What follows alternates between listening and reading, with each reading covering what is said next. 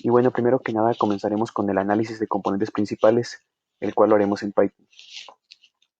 Primero comenzamos exportando algunas librerías que ya conocemos como son pandas para poder manejar los data frames, matplotlib para poder hacer algunas representaciones, algunos plots, seaborn también para poder hacer unos plots un poquito más bonitos, y sklearn de la cual vamos a importar decomposition, que es el módulo que nos va a dar la función para poder hacer el análisis de componentes principales.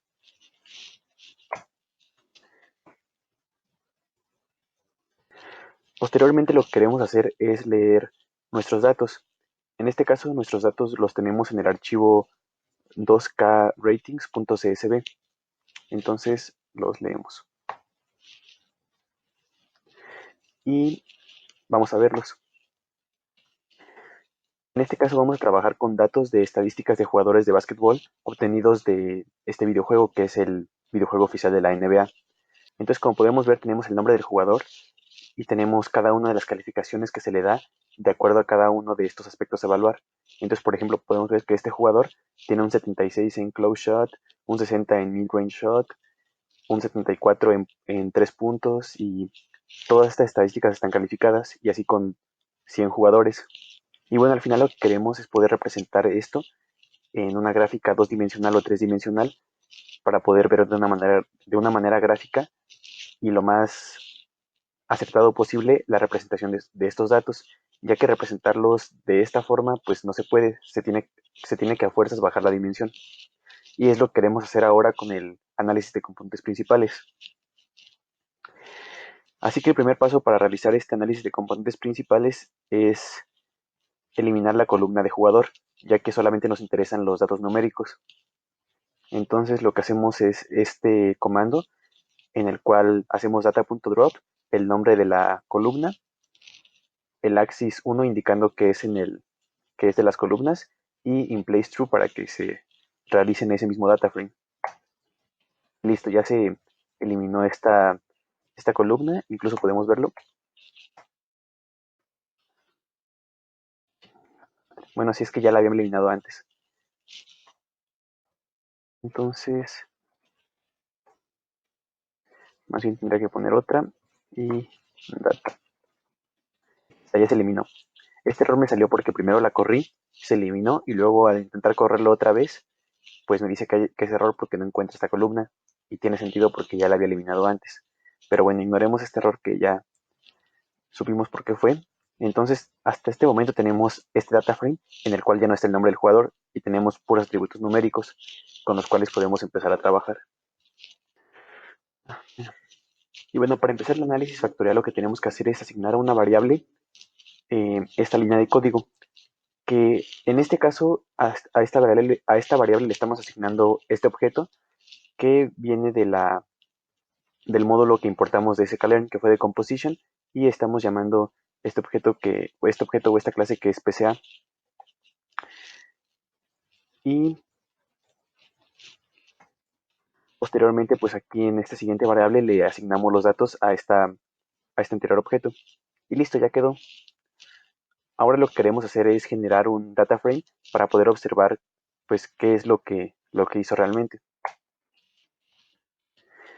Entonces en este caso lo que podemos ver es que ya tenemos lo que es la varianza explicada y los componentes. En este caso le puse que nada más me imprimía los primeros 5, pero si se lo quito, me da todos los componentes. Esto quiere decir que hizo pues todos, digamos que todos los componentes. Esto quiere decir que esta función analizó todos los componentes. Aquí están los 36 componentes. Y en este caso lo que queremos es quedarnos con los que tengan más varianza explicada, que en este caso pues serían los primeros, que sería este y en cualquier caso este, para poder representarlos. Ahora lo que queremos hacer es otro data frame con los puntos para poder, digamos, graficar la información. Entonces ya tenemos los componentes principales, ahora queremos tener los puntos para poder plotearlos. Y para eso es esta línea de código, en la cual vamos a utilizar los datos del PC, que fue esta otra variable que definimos por acá, que fue cuando le le asignamos los datos y le damos enter. Y aquí tenemos todos los puntos. Aquí tenemos, por ejemplo, los puntos de cada uno de los jugadores por componente. Entonces, ya que tenemos este data frame, es a partir del cual podemos graficar. Entonces, por ejemplo, ya que vimos que el C1 y el C2 son los que tienen mayor varianza explicada, estos los podemos plotear con esta línea de código. Para esto usamos Seaborn, ya que es una librería que hace las gráficas un poquito más bonitas. Y aquí aparece la gráfica. Entonces es C1 contra C2. Y se supone que esta gráfica es la que explica de mejor manera cómo se distribuyen los datos. Y pues podemos ver que sí están pues bien esparcidos. Pero eso se puede ver mejor si por ejemplo tratamos de graficar otro componente, por ejemplo el C1 contra el C31. Entonces en este caso lo que va a pasar es esto. En este caso vemos que los puntos están mucho más juntos y es muy difícil de poder apreciarlos, ya que el componente C31 guarda muy poca varianza explicada, entonces los datos se ven muy juntos, entonces digamos que no es el mejor ángulo para poder ver los datos. Estas dos líneas de aquí se las agregué, ya que Seaborn automáticamente como que juega con los ejes para hacerlo mejor, entonces como tenemos mucho espacio blanco aquí y mucho espacio blanco acá, lo que haría Seaborn es nada más poner la gráfica de aquí a aquí, pero entonces no se apreciaría tanto el punto al que quería llegar, y por eso quise poner estos límites para igualar los límites de estas dos gráficas y poder entender mejor qué es lo que estaba pasando. Pero bueno, también para que esto quede un poquito más claro, quería hacer un plot en 3D para poder pues apreciar de una mejor manera todavía cómo es que esto de visualizar los datos funciona. Entonces hacemos un plot 3D y, y esto pasa. Y bueno, para la última parte del plot en 3D, lo que hice fue pasar toda la notebook a un archivo, a un script de Python normal, para así poder correrlo desde la terminal, ya que de esta forma iba a poder manipular el plot en 3D de una mejor manera. Entonces corremos el archivo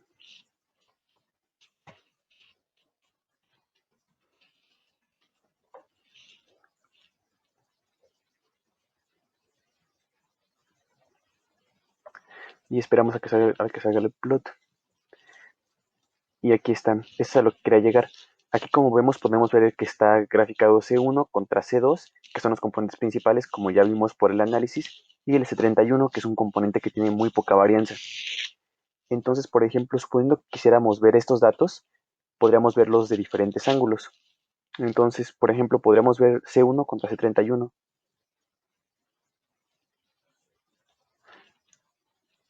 Entonces, esto es lo que pasa, que digamos que estos datos quedan como que muy juntitos, porque el C31 guarda muy poca varianza. Ahora, ¿qué tal si intentáramos C2 contra C31?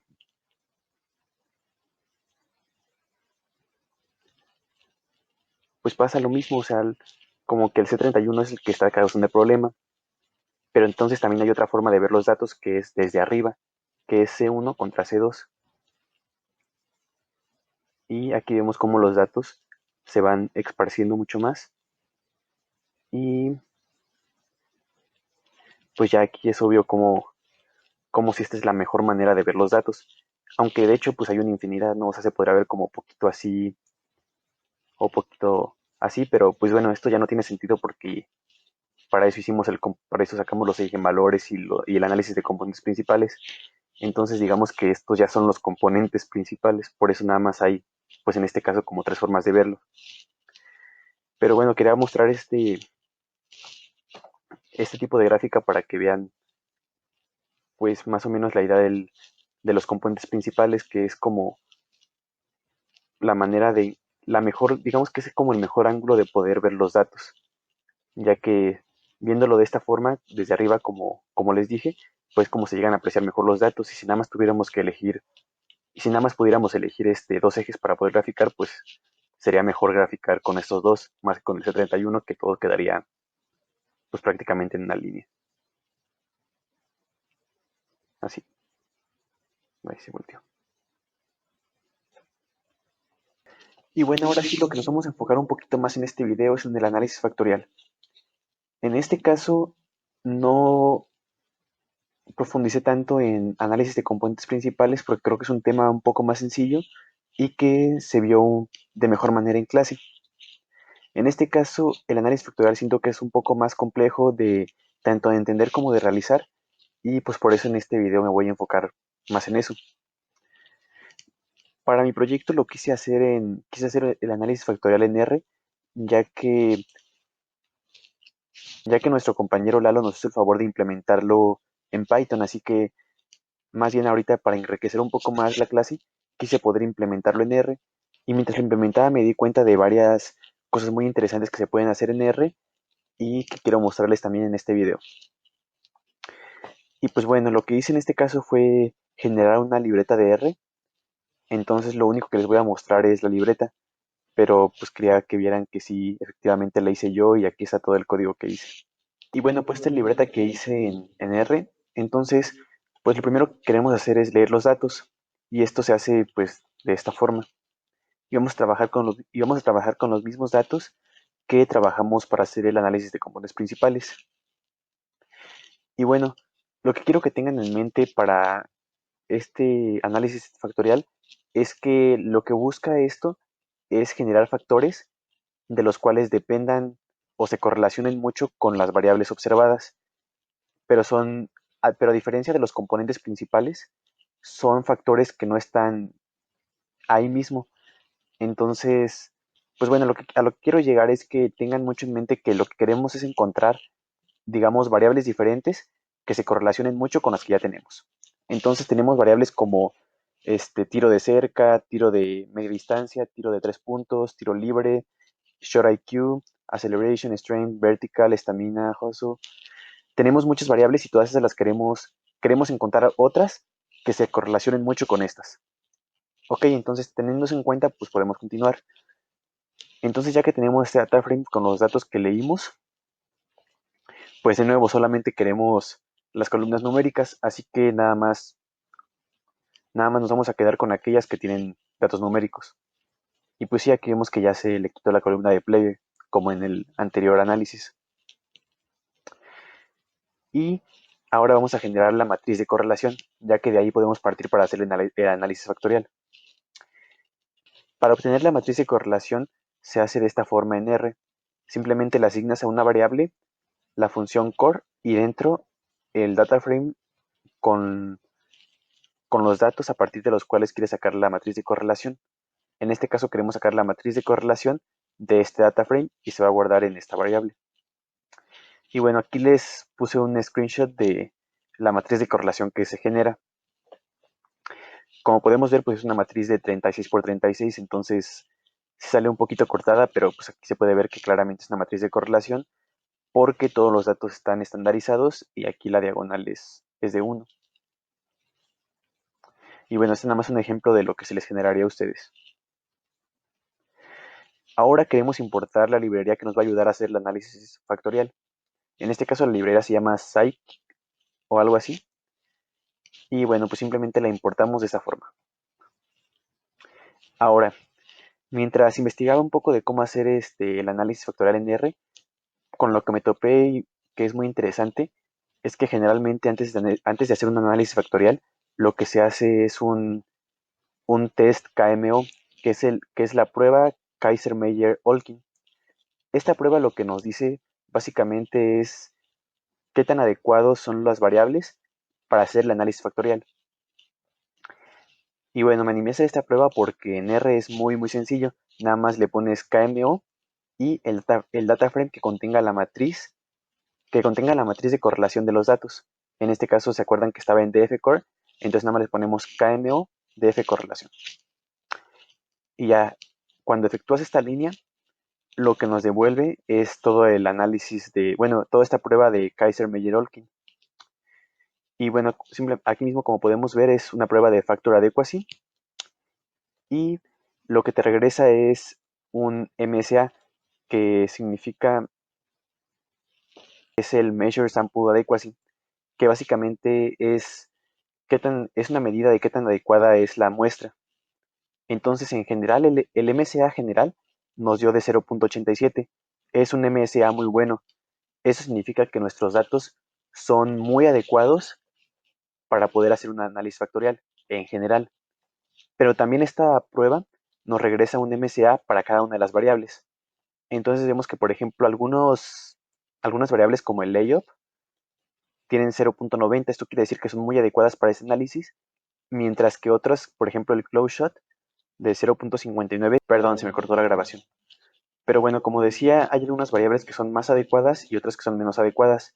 Entonces nos da un general, pero también una medida para cada una de las variables. Entonces, por ejemplo, aquí podemos ver que hay algunas variables que nos bajan el MSA general. Prácticamente ya podríamos aplicarlo así, pero quiero mostrarles cómo podríamos subir un poco el MSA.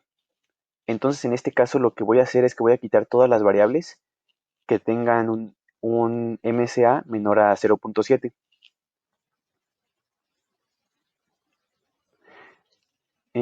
Entonces, en este caso, pues voy a quitar algunas variables como el close shot.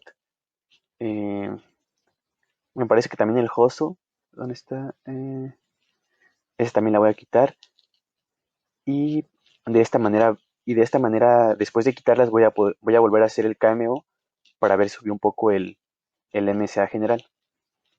Entonces, con esta línea de código lo que hice fue mantener las que estaban mayor a 0.7. Probablemente hay una mejor forma de hacerlo, pero esta fue la que encontré y la que entendí. Entonces aquí simplemente, por ejemplo, la primera debería ser close shot y esta se la quité. Entonces, pues básicamente así quité todas las que eran menores a 0.7. Y bueno, de nuevo lo que hice fue generar la matriz de correlación porque tenemos nuevas variables. Y volví a hacer el test KMO. Y pues sí, efectivamente, como vemos, el MSA general subió un poquito. Subió de 0.87 a 0.88. Y pues bueno, esto prácticamente es pues no es mucho la verdad, pero lo quería mostrar porque creo que en algunos casos sí podría ser de mayor utilidad, ya que si por ejemplo tuviéramos una variable que fuera de verdad casi cero y la quitamos, sí podrá subir mucho más el MSA general y las variables o los datos podrían ser mucho más adecuados para este análisis factorial. Entonces por eso creo que esta prueba era muy importante que la viéramos, además de que en R es muy fácil hacerla como ya lo vimos. Y bueno, ahora sí, continuando con el análisis factorial, antes de hacerlo tenemos que definir la cantidad de factores. Entonces, para esto lo que se me ocurrió fue hacer un plot de la matriz de correlación para ver, pues, como tratar de ver cuáles son las correlaciones entre cada una de las variables, pero de una manera más gráfica. Por lo cual, con esta parte de código, lo que hice fue generar pues como un heatmap con la matriz de correlaciones y que está de esta forma. Entonces podemos ver aquí que aquí está la línea de unos y entre mayor sea la correlación es más azul y entre menor sea es más rojito. En este caso, como tengo muchos datos, no es tan fácil determinar un número de factores con esta plot, así que procedí a hacer otras formas.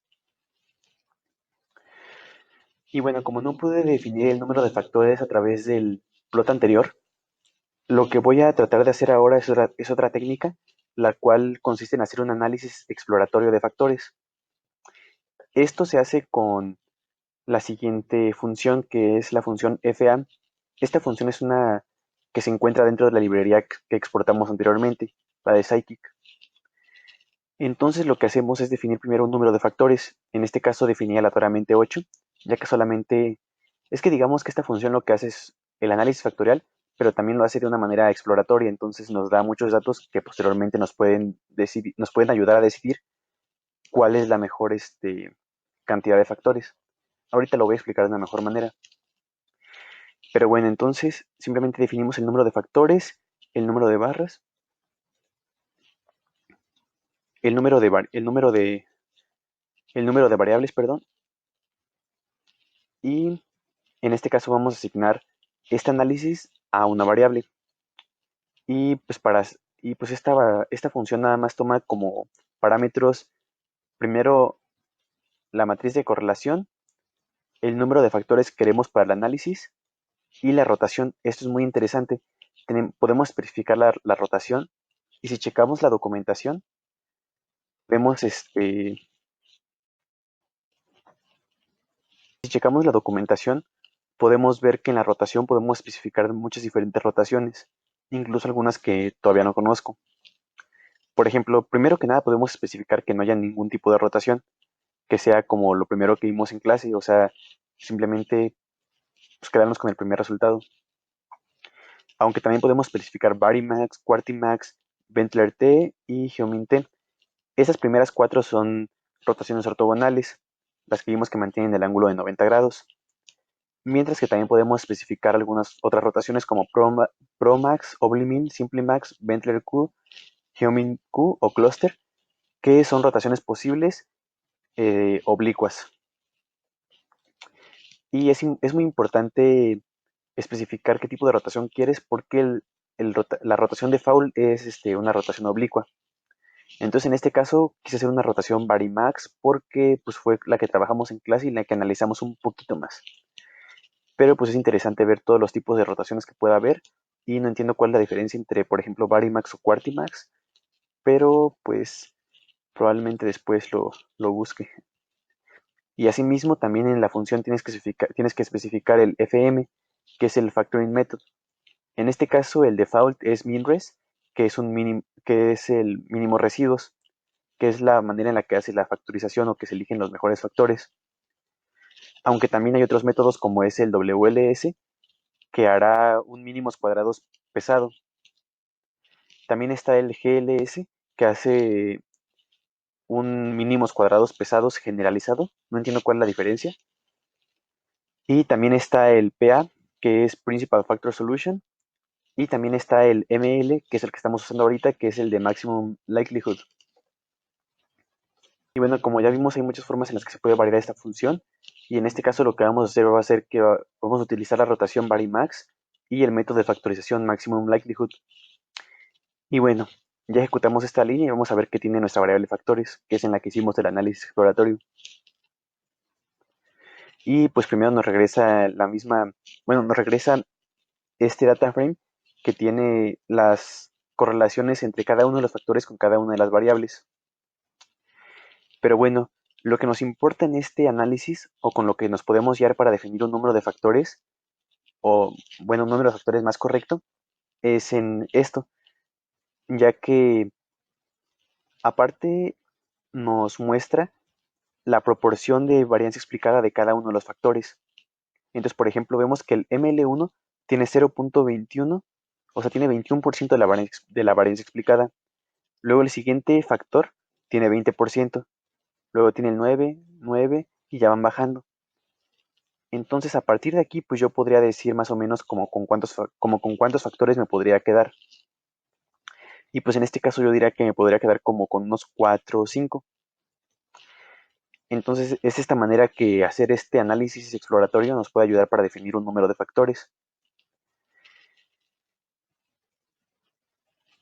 Aunque también para estar seguros, lo que hice fue hacer otro método que fue el que ya vimos también en clase, que fue también el de analizar los eigenvalores y eigenvectores, con lo cual también también por lo visto en clase nos podemos dar una idea de con cuántos factores nos podemos quedar. Entonces aquí con todo este código lo que hice fue plotear los eigenvalores contra su varianza explicada. No me voy a meter a fondo con la sintaxis y todo esto, que tampoco es tan complicada, es más que nada, pues básicamente todo esto es para darle un poquito de vista al plot y esto es para generar los eigenvalores.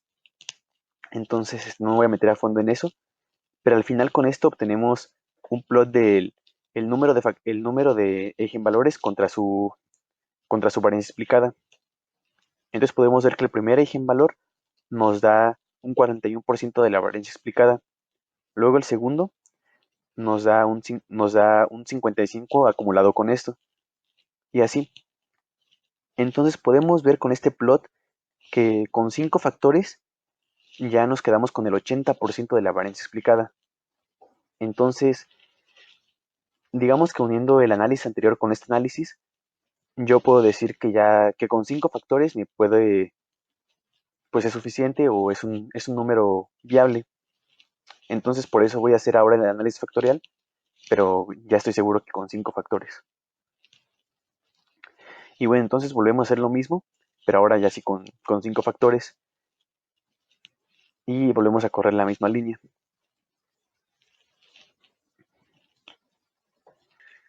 Y bueno, entonces ahora ya en esta variable tenemos lo que es el análisis factorial con 5 factores, que son los buenos.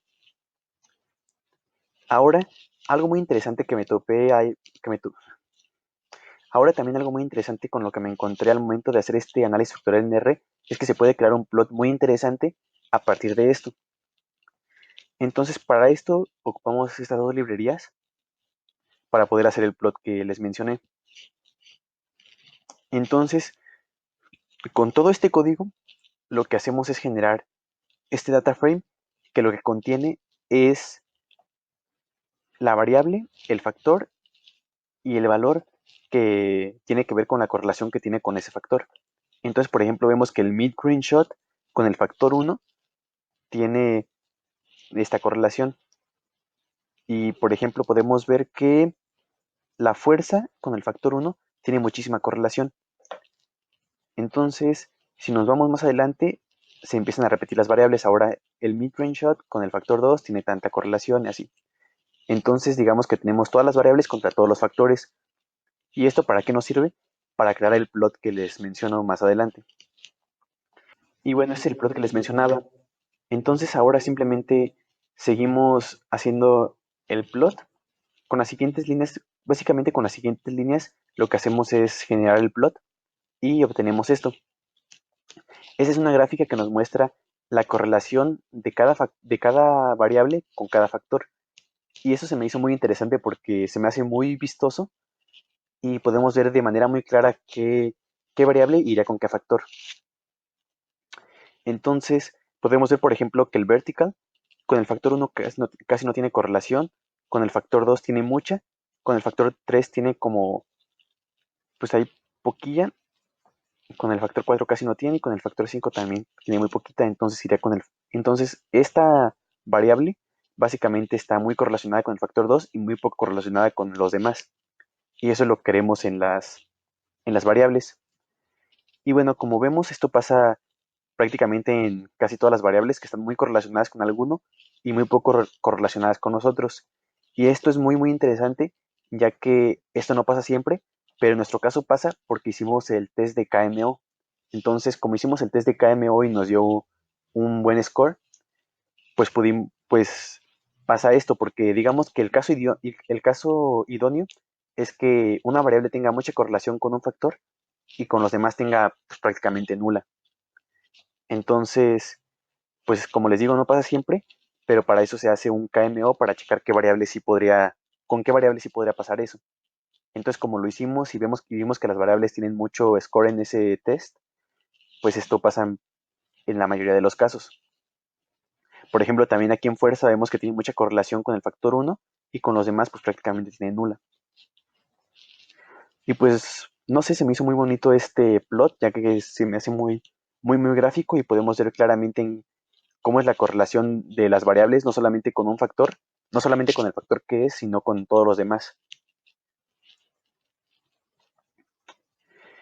Y bueno, también ya casi para terminar, quise mostrar que hay otra forma de hacer pues no este mismo plot, pero digamos que un plot que representa lo mismo. Para hacer este plot, pues es muy sencillo, nada más con la misma función de fa, nada más es fa.diagram y los factores y todo esto. Entonces, con este plot, digamos que sale lo mismo que pero con mucha menos información. Aparte de que se me hizo muy difícil tratar de hacer que se viera bonito. Pero pues básicamente aquí, por ejemplo, podemos ver que bueno, estos son mis 5 factores y podemos ver que hay un factor del cual se correlaciona mucho con post-control, post-hook, post-fade, standing dunk. Y aquí podemos ver que, por ejemplo, el post-hook, post-fade, post-control, standing dunk es el factor 1. Entonces digamos como que este está representando este. Entonces, pues bueno, nada más quería mostrar que esto básicamente es lo mismo que pero en este plot nos da muchísima más información, ya que aparte nos da la correlación no solamente de las variables que sí cayeron dentro de este factor, sino también de todas las demás, para ver que también, a pesar de que no cayeron en este factor, sí hay como cierta correlación, aunque sea muy poquita. Bueno, que debería ser poquita, de hecho, de los demás. Y entonces, en este plot, pues solamente nos muestra los que tienen más correlación con este factor. Pero bueno, en general este diagrama no me gustó mucho. La ventaja es que sale con una línea de código, o sea, mucho más sencillo, pero da mucha menos información y como que todo se amontona. No sé si hay una forma de cambiarlo, pero yo personalmente no la encontré. Y otra cosa interesante es que hice unos experimentos y cuando le cambias la rotación a una rotación oblicua, lo que pasa es que también permite que los factores estén correlacionados. Eso se me hizo muy interesante. No terminé de entender muy bien por qué, pero me parece que al permitir una rotación oblicua, pues también permites como cierta correlación entre los datos. Y eso también se me hace muy interesante. Tal vez eso pueda generar mejores resultados, tal vez, pero no alcance a hacer los experimentos suficientes. Pero bueno, eso también está en mente. Eso también es bueno tomarlo o sea, eso también es bueno tenerlo en mente, que al permitir rotaciones oblicuas, también como que admites cierta correlación entre factores. Y si, y si usas una rotación ortogonal, no permites correlación entre factores. Pero bueno, esto lo quería mostrarles por hoy. Al final, yo con lo que me quedo es con esta gráfica que de verdad se me hizo una gráfica que es muy buena para este tipo de análisis, ya que muestra, como les dije, cada una de las variables y cómo es su correlación con cada uno de los factores, pero de una manera muy visual y pues obviamente aquí ya puedes ver pues en dónde queda básicamente, ¿no? O sea, por ejemplo, podemos ver que en el factor uno queda la fuerza, el standing dunk, el post hook, el post fade, post control, interior defense y defensive rebound. Y por ejemplo en el factor 2 podemos ver que queda el vertical, el speed with ball, speed y ball handle y acceleration. Entonces, y también luego también con esos gráficos es como muy fácil poder tratar de inferir cuáles son estos factores, ¿no? Porque como recordemos lo que les dije al principio, que esos factores son otras variables a las cuales quisimos correlacionar estas. Entonces, por ejemplo, este factor uno lo que podría hacer en base a esto es, pues tenemos la fuerza, tenemos el posteo, tenemos como todo lo que tiene que ver con defensa, ¿no? Entonces digamos que esta variable podría ser en general el juego en defensa o el juego en posteo, y esa variable es la que está correlacionando a todas estas que tienen que ver con eso, con el juego en posteo. El factor 2, como vimos, tiene que ver con el vertical, con la velocidad, con, con el manejo de la pelota. Entonces digamos que el factor 2 podría ser pues sí, el manejo del balón o el bote. Entonces, digamos que la variable del manejo del balón o el bote correlaciona a esto de la velocidad, la aceleración, el ball handle, que es cómo manejas la pelota. Y, y pues les digo, es como muy interesante porque ya con estas gráficas ya es muy sencillo llegar a lo que estoy diciendo, como incluso hasta inferir cuáles son estos otros factores o variables a las cuales estamos correlacionando estas. Y bueno, al final de cuentas, pues podríamos llegar a inferir cuáles son estas variables, esos factores, y pues ya podríamos, pues plotear, ya podríamos inferir cuáles son estas variables y podríamos, pues representar la información en muchas menos variables. O sea, pues digamos que en vez de representar la información con todas estas variables, pues nada más la representamos con estas variables que correlacionan bueno, que correlacionan a varias de las demás. Entonces ya en vez de poner un jugador en función de todos estos, podemos poner un jugador en función de su juego en posteo, que también maneja el balón, esta otra y esta otra. Y ya de esta manera digamos que también redujimos un poco la dimensión, que es al final también lo que quiere hacer el análisis factorial. Y bueno, pues eso era todo. Eh, este código también va a estar en mi GitHub por si quieren checarlo. Y, y pues nada, también quería mostrar que en R se pueden hacer cosas muy interesantes y con muy poca línea de código. Gracias.